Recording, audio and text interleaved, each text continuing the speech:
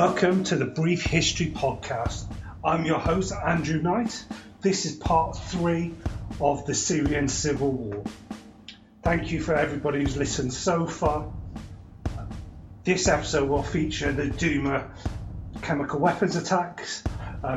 Normally I would suggest that you do listen to part 1 or 2. However, as this concentrates on the recent attacks, then you can dip in and out. You don't necessarily have to listen to 1 and 2 to enjoy it. But please, if you do enjoy it, go back and listen to 1 and 2 as it's important information. Thank you for Harry Edmondson, who provides the composing and the editing of the podcast. Thank you for everybody who has listened previously, left comments, reached out to us to suggest improvements, or thanked us and told us how much you enjoyed the episode. Please carry on. You can find us on all the social media platforms. We're on Instagram, Facebook, Snapchat and Twitter. On all of them we're at B History Podcast. Please follow us, like, share and reach out to us. We really do appreciate it. If you give us a 5-star rating or a review on iTunes or anywhere else you listen to this podcast, please do. It really does help. It takes seconds. Think of it as your good deed of the day. Please help us out. Any new podcast relies on the generosity of its listeners, so please give us a 5-star rating. If you subscribe to the podcast on your normal podcast listening device or app, then you'll be notified when the next episode comes live. You don't need to do anything further. Please enjoy. The Syrian Civil War is an ongoing multi-sided armed conflict in Syria fought preliminarily between the Ba'athist Syrian Arab Republic led by President Bashar Assad along with its allies and various forces opposing both the government and each other in varying constellations. The unrest in Syria, part of a wider wave of 2011 Arab Spring protests, grew out of discontent with the Assad government and escalated to armed conflict after protests calling for their removal were violently suppressed. The war is being fought by several factions: the Syrian government and its international allies, a loose alliance of Sunni Arab rebel groups including the Free Syrian Army, the majority Kurdish Syrian Democratic Forces, the SDF, Salafi jihadist groups included Al-Nusra Front and the Islamic State of Iraq and the Levant ISIL, with a number of countries in the region beyond being either directly involved or providing support to one or another faction. Iran, Russia and Hezbollah support the Syrian government militarily, with Russia conducting air operations since September 2015. On the other side, the US-led international coalition established in 2014 with a declared purpose of countering ISIL have conducted airstrikes against ISIL in Syria as well as against government and pro-government targets. Turkey, on the other hand, have become deeply involved since 2016 and beyond, actively supporting the Syrian opposition, occupied large swathes of northern Syria. International organisations have accused the Syrian government, ISIL and Syria rebel groups of severe human rights violations and many massacres. The conflict had caused a major refugee crisis. Over the course of the war, a number of peace initiatives have been launched, including March 2017 Geneva peace talks on Syria, led by the United Nations. The fighting continues. On the 7th of April 2018, a chemical attack was reported in the city of Douma, with 70 people killed and 500 injured. On-site medics stated that the cause of these deaths was exposure to chlorine and sarin gas. The Syrian government denied any use of chemical weapons.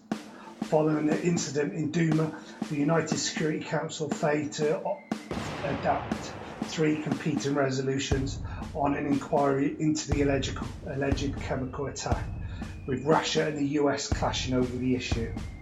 Following the incident, Syrian government forces entered and established control over the city of Douma, ending the 5-year siege of Ghouta.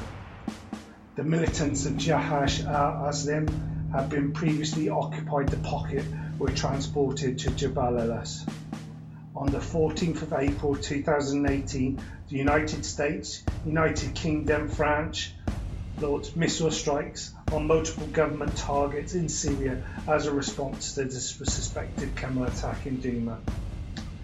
On the 19th of April 2018, the Syrian army and allied Palestinian groups began offensive against the Yarmouk camp for the Palestinian refugees, which had at least partially been occupied by ISIL.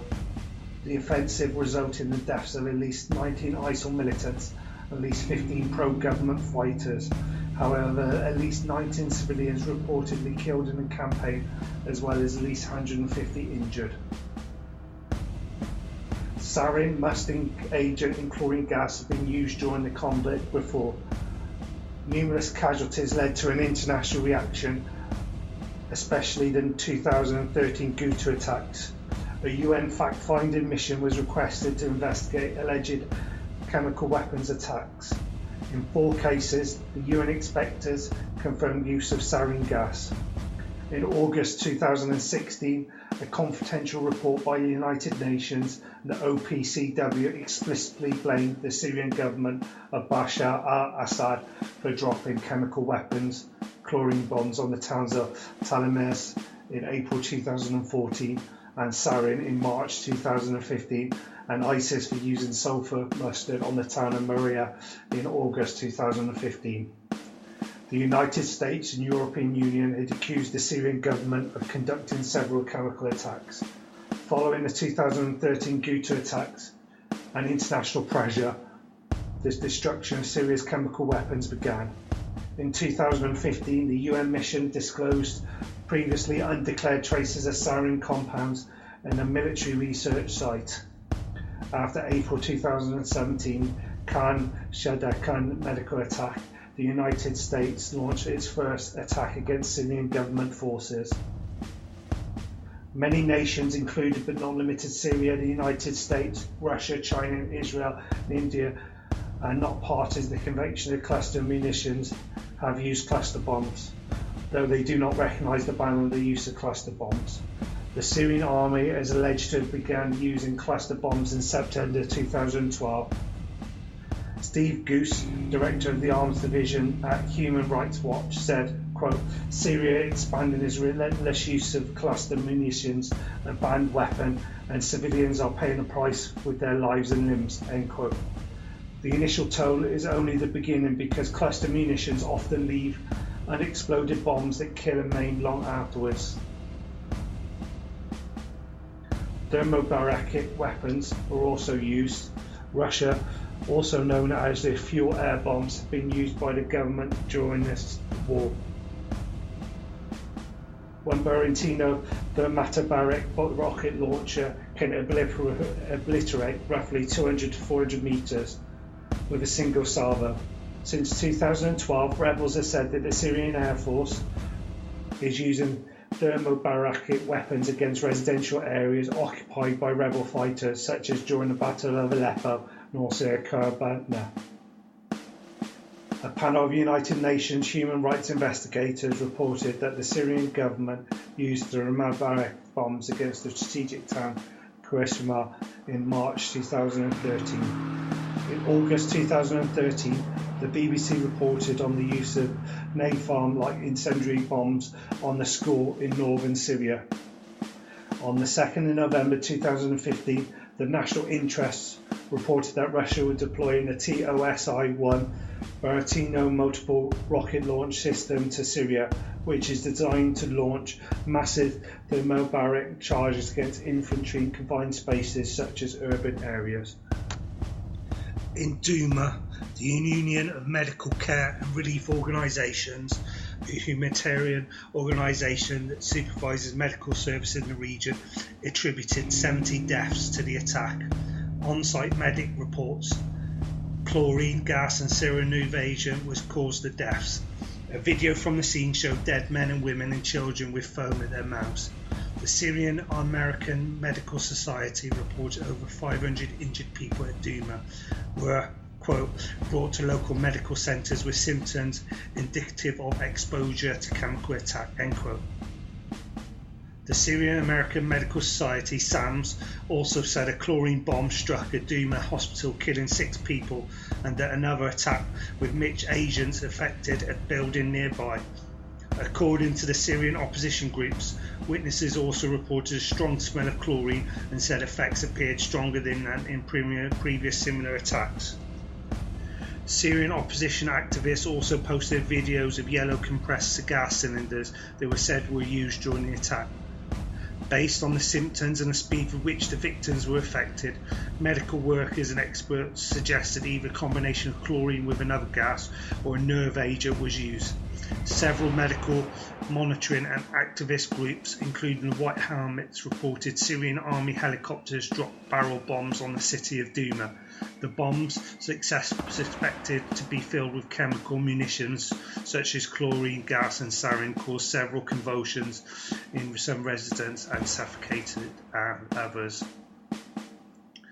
The day after the chemical attack, all rebels controlling Douma agreed to deal with the government to surrender the area. In the early hours of the 9th of April 2018, an airstrike was conducted against Taiz military airbase. 2 Israeli F-15I jets reportedly attacked the airfield from Lebanese airspace, firing 8 missiles, of which 5 were intercepted, according to claims by Russia. According to the Syrian Observatory from Human Rights Monitor, at least 14 people were killed and more were wounded. Mazda News reported 7 Iranian soldiers among the dead. On the 10th of April, member states proposed competing UN Security Council resolutions to handle out the response to the chemical attack. The US, France and UK vetoed a Russian proposed UN resolution.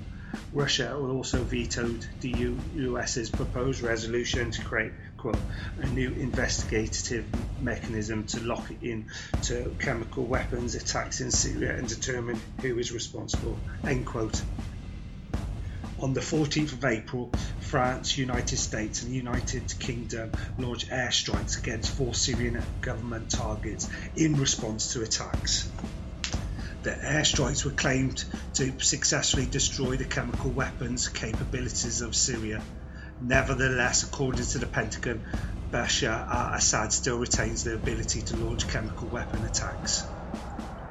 On the 10th of April, the Syrian and Russian governments invited the Organizations for the Prohibition of Chemical Weapons to send a team to investigate the attacks. The investigators arrived in Douma on April the 14th. However, their access to the site was blocked by Russia and Syria. On the 17th of April, the OPCW was promised to gain access to the site, but had not entered Douma and were unable to carry out the inspection because a large crowd gathered at one site while their reconnaissance teams came under fire during a reconnaissance to visit the other site of the purported chemical weapons attacks. According to OPCW director, quote, on arrival at one site, a large crowd gathered and the advice provided by the UNDSS was that the reconnaissance team should withdraw, end quote, and quote, at site 2, the team came under small arms fire and explosive was detonated. The reconnaissance team returned to Damascus. However, the OPCW statement did not lay blame on any party for the incident. The United States believes the Syrian government is stalling the OPCW to give itself time to remove evidence. On the 19th of April, OPCW still were unable to access the site. According to the US State Department spokeswoman, there was, quote, credible information that Russian officials were working with the Syrian regime to deny and to delay these inspectors from gaining access to Douma and to sanitize the locations of the suspected attacks and remove incriminating evidence of chemical weapons use, end quote. OPCW inspectors visited the site and collected samples on April the 21st. The organisation said that it would submit its member states a report, quote, based on analysis of the sample results as well as other information and material collected by the team, end quote. CBS journalist Seth Douma also travelled to Douma on the 16th of April with a neighbour reported a choking gas that smelled like chlorine. A man took him to the alleged site of the impact and showed where the remains of a missile rested. Elliot Higgins, a citizen journalist and a blogger investigating the Syrian civil war, concluded, based on geographical, video and open source evidence, that the chlorine gas was dropped by helicopters coming from Douma Air Base. Military officials in London, Paris and Washington also insisted attacks came from Douma. Journalist Robert Finks visited Douma and spoke to doctors belonging to this clinic where the footage of the victims were filmed. Fisk described his encounter with one such doctor who said that the children in the video were not affected by a chemical attack but by oxygen starvation while dwelling in the trash-filled tunnels of the city. The doctor added that during the bombardment, a large dust storm engulfed the tunnels and the children suffered from hypoxia. Fisk also stated that many people living in Douma did not believe a chemical attack happened. Fisk travelled to the same media convoy with the CBS News and the TV4, which gave eyewitness accounts and interviews contradicting Fisk's account with the civilians died from, quote, dust. The Guardian reported testimony from several witnesses that medical personnel in Douma have often been coerced into denying the existence of a chemical attack, with themselves and their families allegedly being threatened by the Assad regime if they offer any public testimonies.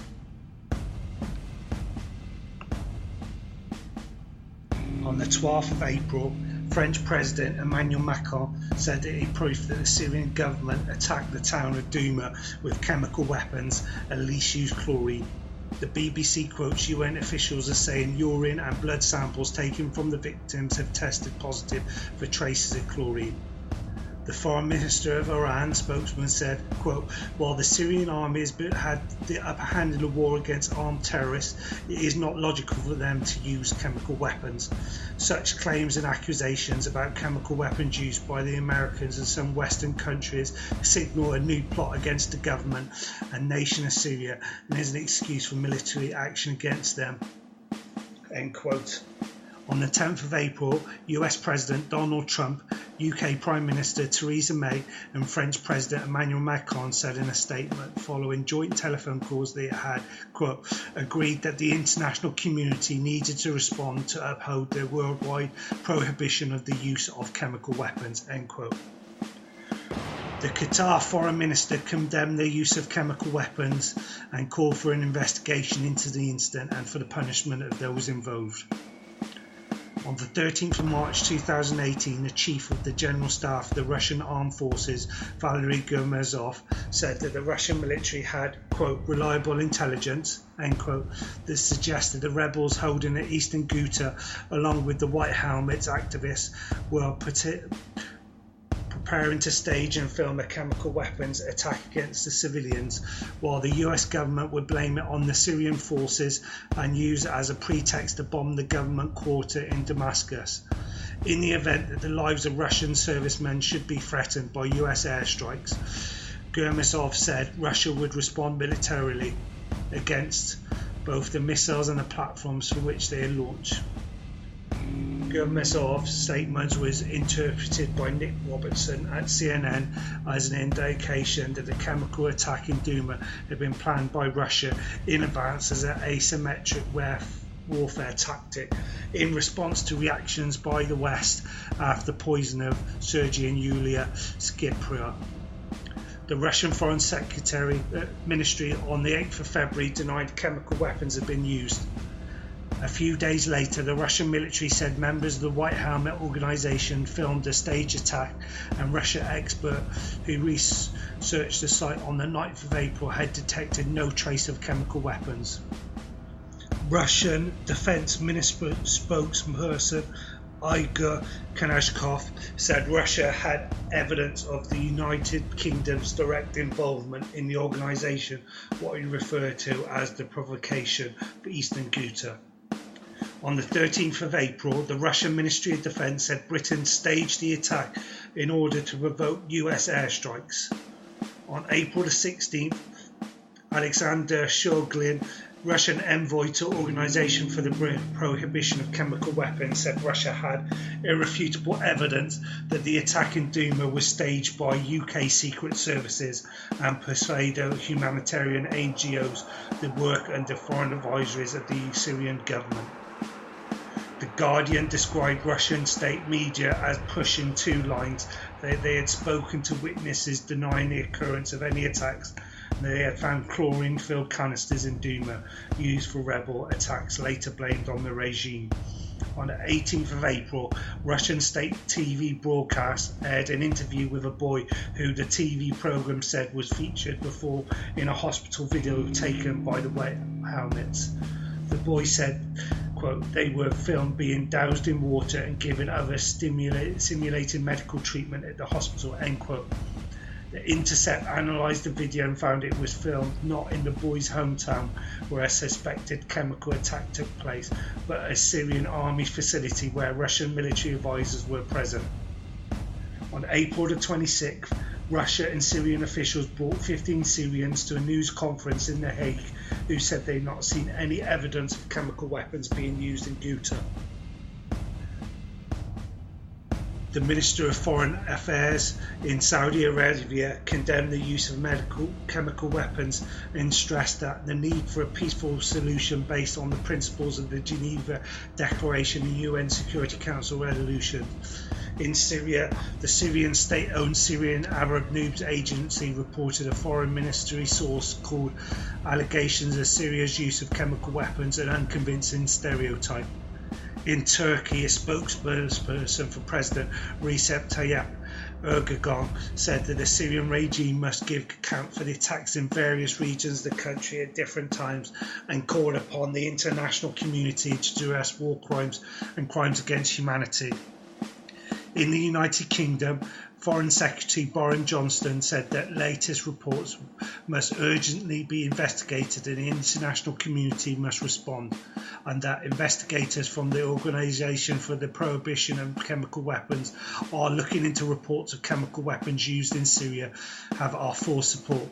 Russia must not yet again try to obstruct these investigations. He also condemned the use of chemical weapons in general, adding that these responsible for the use of chemical weapons have lost all moral integrity and must be held in account. In the United States, President Trump condemned the attack on Twitter, heavily criticising Russia over it. Donald Trump cancelled his trip to the 8th Summit of the Americas, sending Vice President Mike Pence in his place. On the 11th of April via Twitter, President Trump told Russia to get ready for nice and new and smart missiles. Vasily Nebenzia, Russia's ambassador to the United Nations, said the United States would bear responsibility for any illegal military adventure they had conducted. The following day, Trump appeared to soften his resolve, tweeting he never said when an attack on Syria would take place. Could be very soon, not so soon at all. US Defense Secretary James Mattis stated the US was still waiting on the OPCW investigation, but there were a lot of media and social media indicators that either chlorine or sarin was used in Douma. On the 14th of April, France, the United Kingdom and the United States launched airstrikes against 4 Syrian government targets in response to the attack. The European Union, in a statement, said that evidence points towards yet another chemical attack by the regime. It is a matter of grave concern that chemical weapons continue to be used, especially on civilians. The European Union condemns in the strongest terms the use of chemical weapons and calls for immediate response by the international community. It also called for the United Nations Security Council to identify the perpetrators and for Russia and Iran to influence Assad against launching attacks.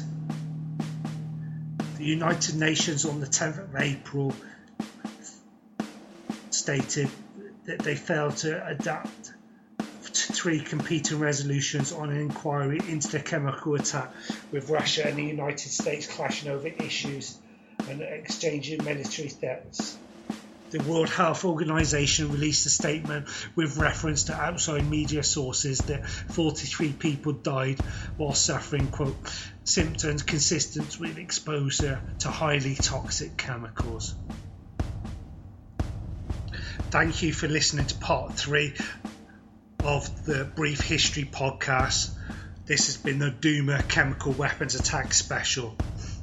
Thank you to Harry Edmondson, who composes, does the sound and produces this episode. Please let me know what you think on social media. We're on Snapchat, Facebook, Twitter and Instagram at Be History Podcast. Please like, share, follow, review, give us a 5-star rating. Find us on any podcast directories. Listen to us on your favourite podcast place. Please subscribe. The next episode will be automatically notified then when it comes to. We normally release on a Tuesday, so look out for our next episode. We're not sure what we're going to do next time. Please reach out to us, give us suggestions. There have been a few, like the Crimean War. There's been a suggestion on the siege of Catan, but let us know what you think. We may do a poll on Twitter, or we may take direct suggestions from you guys, so please reach out to us and let us know. As I keep saying, the listeners' generosity really does make a podcast, so please give us a 5-star review. Tell us what you think on where you listen to the podcast. Please like and share. Can't say that enough. Make it your good deed of the day. Give us a 5-star review and tell your friends and family about the podcast. I've been your host, Andrew Knight. This has been the Brief History Podcast. Brief history, comprehensively packed in under an hour. Perfect for your commute home, on your lunch break, or in your precious free time. Thank you.